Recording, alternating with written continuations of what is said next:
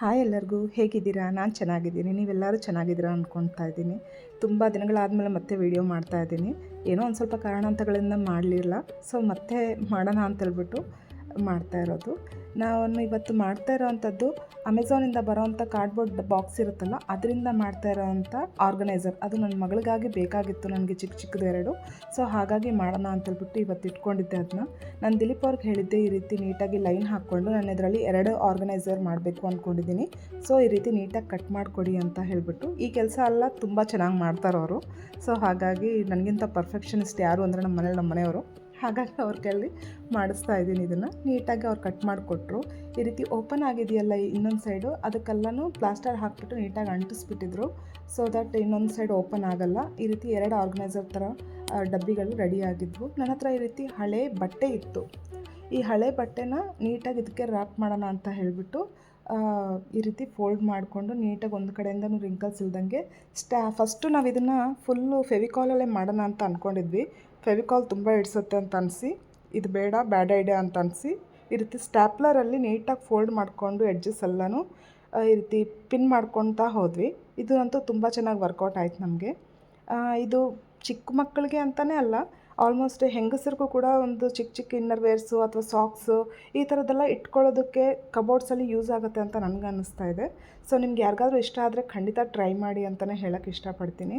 So ಈ ರೀತಿ ಬಟ್ಟೆ ಎಲ್ಲನೂ ಎಕ್ಸೆಸ್ ಇತ್ತಲ್ಲ, ಅದನ್ನೆಲ್ಲ ಕಟ್ ಮಾಡಾಕಿ ಆಮೇಲೆ ಇನ್ನು ಸ್ವಲ್ಪ ಈ ರೀತಿ ಬಟ್ಟೆ ಒಳಗಡೆ ಈ ರೀತಿ ಒಂದು ಸ್ವಲ್ಪ ಫೆವಿಕಾಲ್ ಎಲ್ಲ ಹಾಕಿ ನೀಟಾಗಿ ಅಂಟಿಸ್ತಾಯಿದ್ರು.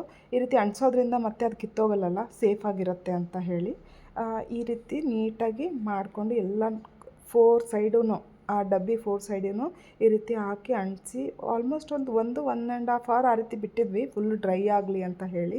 ಸೊ ಈ ರೀತಿ ನೀಟಾಗಿ ಅಂಟಿಸ್ಕೊತಾ ಬಂದ್ವಿ ನೋಡಿ.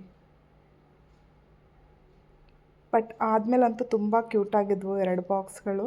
ಹೇಳೋಕ್ಕಂತೂ ಆಗ್ತಾಯಿಲ್ಲ ನನಗೆ, ಅಷ್ಟು ಚೆನ್ನಾಗಿತ್ತು. 2 ಡಬ್ಬಿನೂ ಇದೇ ರೀತಿ ಮಾಡಿಕೊಂಡು ಮುಗಿಸ್ಕೊಂಡ್ವಿ.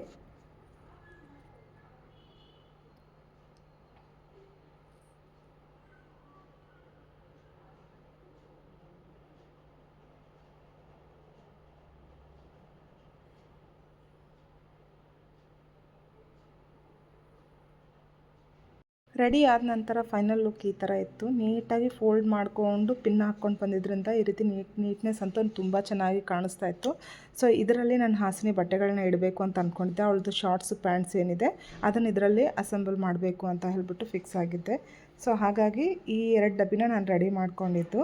ಇವಾಗ ಅವಳದು ಬಟ್ಟೆ ಎಲ್ಲನೂ ಇದರಲ್ಲಿ ಇಟ್ಟು ತೋರಿಸ್ತೀನಿ ಕೂಡ ಹೇಗೆ ಕಾಣಿಸ್ತಿತ್ತು ಅಂತ ಹೇಳಿ. ಅವಳ ಕಬೋರ್ಡಲ್ಲಂತೂ ತುಂಬ ಅಂದರೆ ಮಕ್ಕಳು ಕಬೋರ್ಡ್ ಗೊತ್ತಲ್ಲ, ಒಂದು ಕಡೆ ಇರೋದೇ ಇಲ್ಲ ಬಟ್ಟೆಗಳು, ಒಂದು ತೆಗಿಯೋಕ್ಕೆ ಹೋದರೆ ಇನ್ನೊಂದು ಬೀಳೋದು ಈ ರೀತಿ. ಇಲ್ಲಿ ಕಾರ್ನರಲ್ಲಿ ಕಾಣಿಸ್ತಿರೋದು ಕೂಡ ನಾನು ನೈಟಿಯಲ್ಲಿ ಮಾಡಿದಂಥದ್ದು. ಅದರ ವಿಡಿಯೋ ಅಂತೂ ಮಾಡಲಿಲ್ಲ. ಹೋಪ್ ಈ ವಿಡಿಯೋ ನಿಮ್ಗೆ ಇಷ್ಟ ಆಗಿದೆ ಅಂತ ಅಂದ್ಕೊತೀನಿ. ಇಷ್ಟ ಆದರೆ ಪ್ಲೀಸ್ ಲೈಕ್, ಶೇರ್, ಸಬ್ಸ್ಕ್ರೈಬ್ ಮಾಡೋದಂತ ಮರಿಬೇಡಿ.